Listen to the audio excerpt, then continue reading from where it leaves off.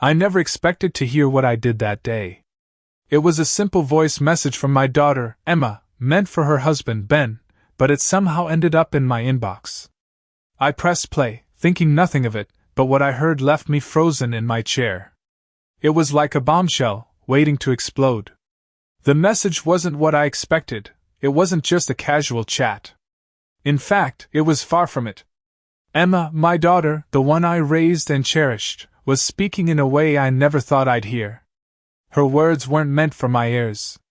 At first, I thought maybe it was a mistake, a slip of the finger, but as the seconds passed, I felt my stomach drop.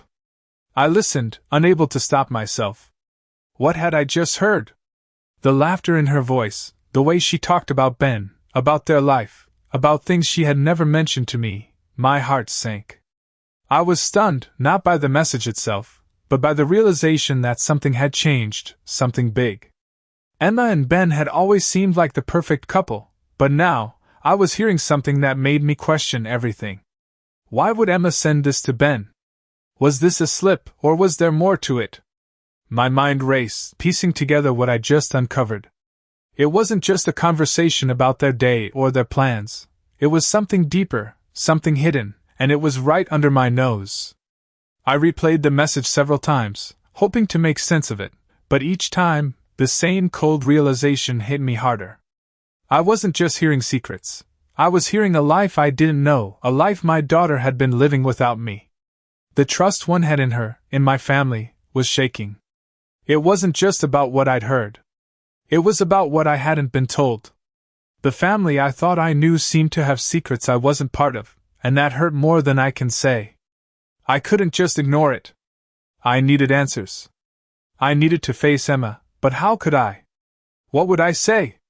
What could I say when the very foundation of our relationship had been cracked open by a simple mistake, or was it really a mistake? I had to know more. But deep down I knew that confronting Emma would change everything. I wasn't ready for that. Or maybe I was, but I wasn't sure if she was. I closed my phone, my hands trembling, my mind racing. What had I just opened? And what would happen next? The next day, I couldn't shake off the feeling that something was off. I kept replaying that voice message in my head. Each time, it felt like a dagger in my heart. I had always believed that Emma and Ben had the perfect marriage. They were the kind of couple that seemed unbreakable, always laughing together, always sharing their dreams. But now, everything felt like a lie. I couldn't stop thinking about what I had heard. The way Emma spoke about Ben, her voice full of sarcasm and hidden anger, it wasn't the voice of a loving wife. It was something else. Something darker. I couldn't understand why she would send that message. Why would she expose herself like that? I felt betrayed, not just by Emma, but by my own blindness. How had I not seen the cracks in their relationship? I spent the entire morning trying to make sense of it. I kept asking myself, was this just a moment of frustration? Or was there something more? The more I thought about it, the more I realized how much I had missed over the years. Little things, like the way Emma would always avoid eye contact when I asked about her marriage, or the times she would go quiet when Ben was mentioned. Was I just too trusting, too naive to see the truth? I had always prided myself on being a good mother, a good listener. But in this case, I had been blind to the signs. It wasn't just about the message anymore. It was about the years of silence, the unspoken words that had been left unsaid. I had always assumed that everything was fine, that my daughter was happy. But now, I couldn't ignore the truth any longer. I had to face it. I had to confront Emma. But how? What would I say to her? Would she even admit to it? Or would she deny everything, like she always did? I could feel my heart pounding in my chest as I thought about the conversation ahead. I knew it was going to be difficult, but I also knew it was something I couldn't avoid any longer. I had to find out the truth. I had to know what was really going on in my daughter's life. I couldn't let this lie linger any longer. I had to confront Emma, no matter how painful it would be. The thought of it made me feel sick, but I also knew it was the only way forward. I couldn't live in the dark anymore. I had to face the truth, even if it meant facing the uncomfortable reality that my family wasn't as perfect as I had once believed. I spent the rest of the day pacing around the house, trying to keep my mind from spiraling. My thoughts kept drifting back to that message. I had to know if it was as bad as it seemed. The whole situation felt like a nightmare I couldn't wake up from. Every little thing reminded me of Emma's voice in that message, the way she spoke so carelessly, as if she didn't care who heard. I thought about calling her, but then I stopped myself. What if I said the wrong thing? What if I made it worse? I needed to be sure before I confronted her. That night, I barely slept, tossing and turning, the weight of the situation pressing down on me. When morning came, I knew I couldn't wait any longer. I had to find out what was really going on. I decided to go to Emma's house. The drive over felt like it took forever, my hands gripping the steering wheel so tightly my knuckles were white. I thought about all the times I had trusted her, all the times I had defended her to friends and family. How could I not have seen what was happening right under my nose? When I finally arrived at her house, I hesitated for a moment before knocking. Emma answered the door with a smile, as if nothing was wrong. But I could see it in her eyes. There was a nervousness there, something she couldn't quite hide. "Hi, Mom," she said, trying to sound casual, but her voice was tight. I forced a smile, but inside I was seething. I stepped inside, my heart racing. I had rehearsed what I was going to say 100 times, but now that I was here, I wasn't sure where to begin. I looked around the living room, trying to calm my nerves, but everything felt wrong. The air felt heavy, like a storm was about to break. "Emma," I said, my voice steady, though my hands were shaking. "We need to talk about the message you sent me yesterday." Her face went pale, and for a split second, I saw a flicker of guilt in her eyes. But she quickly masked it, putting on the familiar facade of the perfect daughter. "What message?" she asked, a little too quickly. I could see the lie before the words even left her mouth. "The message meant for Ben," I said, my voice sharp. "The one you sent to me by mistake." She froze, her smile fading, and in that moment, I knew she had no intention of being honest with me. The silence stretched between us, thick and uncomfortable. I could see her scrambling for a response, but she wasn't going to get away with this. "Emma, I know what I heard," I said, my voice firm now. "You can't hide this from me anymore." She opened her mouth to say something, but I cut her off. "Don't lie to me. I'm your mother." She closed her eyes for a moment, as if collecting herself. When she opened them again, the mask was back in place. "Mom," she said, her voice trembling slightly. "You don't understand. It's not what you think." I crossed my arms, my patience wearing thin. "Then explain it to me," I said, my tone colder than I intended. "Because right now, it sounds like you've been keeping secrets from me for a long time." The silence that followed was deafening. I could see her trying to come up with something, anything, to make this go away, but the truth was already out. And no matter how much she tried to deny it, I knew there was more to the story. I wasn't going to let her brush this under the rug. Not this time. Emma stood there, her face pale, eyes darting away from mine as if she were looking for an escape. I had heard enough. The words I needed were already hanging in the air between us. The silence grew heavier, pressing down on me. I could feel my hands clenched into fists at my sides, the anger bubbling up, but I kept it under control. I wasn't going to let her see me lose my composure. "You're not getting away with this," I said softly, my voice steady, though inside, I was anything but calm. Emma took a step back, her eyes searching for something to latch onto, but I wasn't going to make this easy for her. "Mom, please," she said, her voice trembling. "It's not what you think. You're making a big deal out of nothing."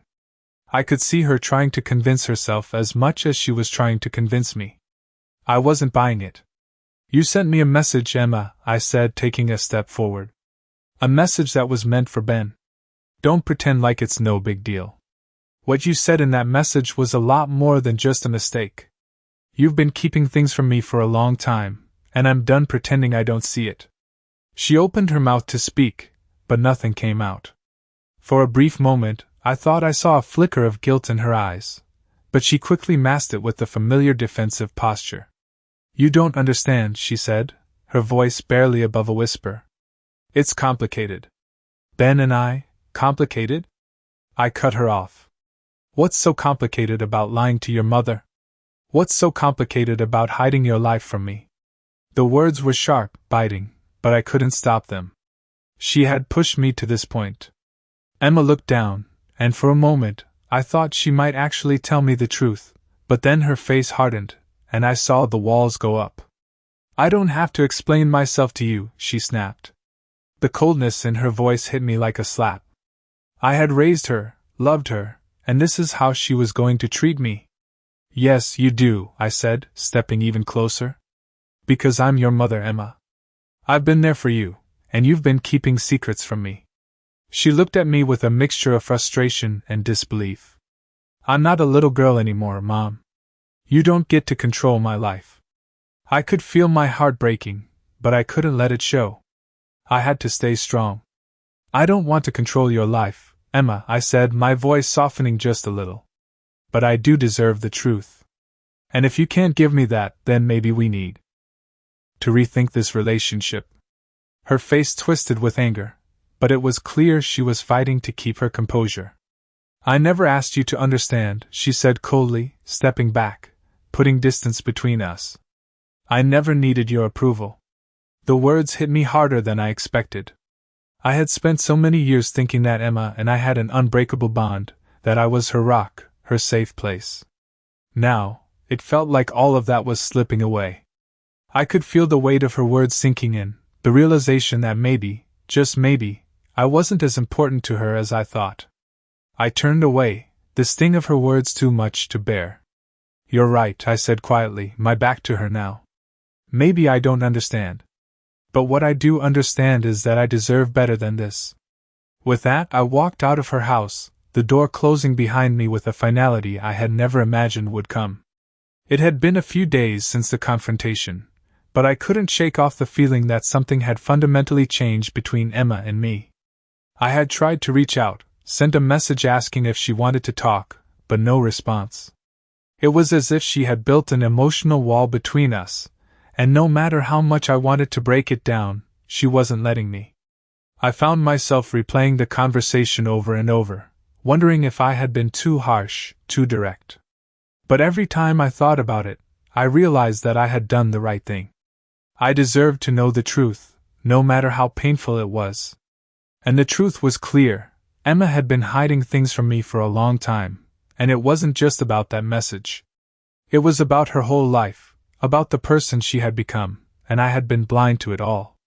I couldn't help but feel a sense of loss, not just for the relationship I thought we had, but for the person my daughter had become.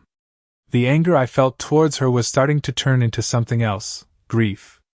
I had spent so many years being her mother, thinking that I knew her better than anyone else, and now I was seeing the cracks, the lies, the distance she had put between us. I felt like I had lost her, and it hurt more than I could express. I had raised her to be strong, to stand up for what she believed in, but somewhere along the way, she had chosen to shut me out. I knew I couldn't force her to open up to me, but I also knew I couldn't just sit back and let her keep pushing me away. I had to make a choice. I couldn't keep chasing her, trying to get back what we had. If she wasn't willing to meet me halfway, then I had to let her go. But that wasn't an easy thing to do. As much as I was angry, I was also still her mother. The bond we shared, no matter how strained, was still there. I had to remind myself that this wasn't the end, not yet. But it was a turning point. I knew things would never be the same between us, and I had to come to terms with that. I wasn't ready to completely give up on Emma, but I couldn't keep waiting for her to come back to me. I had to focus on myself now. It was hard, more than I could explain, but I knew it was the only way forward. I needed to heal, to stop letting her actions define my emotions. I had spent too long trying to hold on to a relationship that was slipping away, and now it was time to let go. Not completely, but enough to give myself the space to breathe, to stop drowning in the grief of what could have been. Maybe, just maybe, Emma would come to realize what she was losing, but until then, I had to keep moving forward. I couldn't let her choices dictate my peace anymore. Days passed, and the silence between Emma and me felt like a suffocating weight I couldn't escape. It was as if our words had no meaning anymore, like everything we had shared over the years had turned into an echo of something that no longer existed. I went about my days, trying to keep myself busy with the little things, cleaning the house, reading my books, tending to the garden, but nothing seemed to fill the empty space that Emma had left.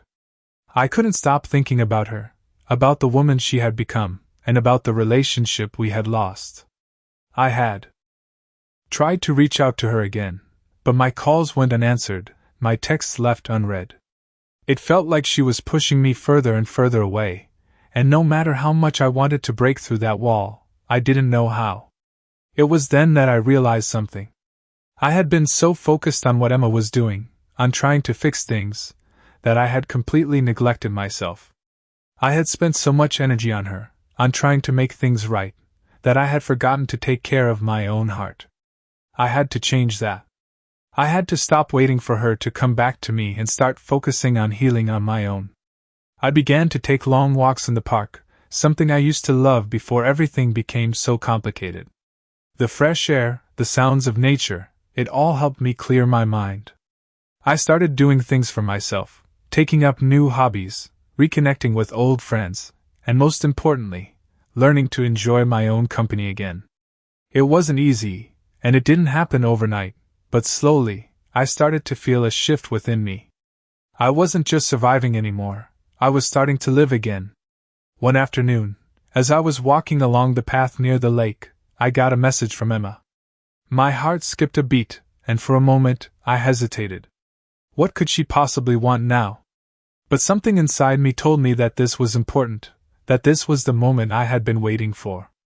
I opened the message, and my breath caught in my throat. It wasn't a long message, but the words were enough to make my chest tighten. Mom, I'm sorry. I don't know how to fix everything, but I want to try. I miss you. The message didn't give me all the answers, but it was a start. It was a crack in the wall that had been built between us. I didn't know what the future held, but for the first time in a long while, I felt a glimmer of hope. I didn't need Emma to be perfect, I didn't need everything to be fixed right away. All I needed was the chance to rebuild what we had lost, piece by piece. I sat down on the bench by the lake, the cool breeze brushing against my face. And I allowed myself to believe that maybe, just maybe, things could get better. It wasn't going to be easy, but I was ready to try. I was ready to heal, and I was ready to let my daughter back into my life. Slowly, but surely, we could find our way back to each other. The days after Emma's message were filled with uncertainty. I found myself checking my phone more often than I should, hoping for more than just a few words. I knew that I couldn't rush this process. It had taken years for the distance between us to grow, and it wasn't going to disappear overnight. But something in that message made me feel like there was a way forward, a possibility for healing. One afternoon, I decided to call her. The phone rang a few times before she answered. Hello? Her voice was soft, almost hesitant, and I could tell she was nervous. Emma, I said, my voice calm but firm. I'm glad you reached out, but we need to talk. There was a pause, and for a moment, I wasn't sure what she was thinking. I know, Mom, she said quietly. I'm sorry for everything. Her apology hit me harder than I expected. It wasn't a grand gesture, but it was real. I could feel the weight of her words, and I realized that, in some strange way, we were both trying to heal from the same wounds. I don't know how to fix things, Emma continued, her voice cracking slightly. But I want to try. I know I've hurt you, and I hate that I've made you feel this way. I took a deep breath. The anger that had been building up inside me started to fade, replaced by something I hadn't expected, understanding. I don't want to hold on to the past anymore, Emma, I said, my voice softer now. I want to move forward, but I need to know that you're willing to do the same. We both have to change, for us to have a chance at fixing this. There was another long pause, but this time, it wasn't uncomfortable. It was as if she was really hearing me, understanding the gravity of what we were talking about. I am willing, she said. I know it won't be easy, but I'm ready to put in the effort. I nodded even though she couldn't see me. This was the first step. It wouldn't be perfect, and there would be setbacks, but it was a start. We'll take it one step at a time, I said. No pressure. Just one step at a time. She agreed, and we talked a little longer, but the conversation felt different. It felt like we were reconnecting in a way I hadn't imagined possible just a few weeks ago. After we hung up, I sat back in my chair, feeling a mixture of relief and hope. It wasn't a complete fix, but it was progress. I wasn't sure where this road would lead us, but for the first time in a long time, I felt like it was worth walking down. It wasn't about pretending everything was fine. It was about acknowledging the pain and choosing to move forward, together. The future felt uncertain, but for the first time in a long time, I felt like it was something I could face. It had been a few weeks since Emma and I had that conversation, and although things weren't perfect, I felt a shift. It wasn't a sudden change, more like a subtle shift in the air that gave me hope. We spoke more regularly now, and each conversation was a little easier than the last. I was careful not to push too hard, not to demand too much. I had learned that patience was going to be key. Emma had reached out more often, asking about my day, telling me about hers.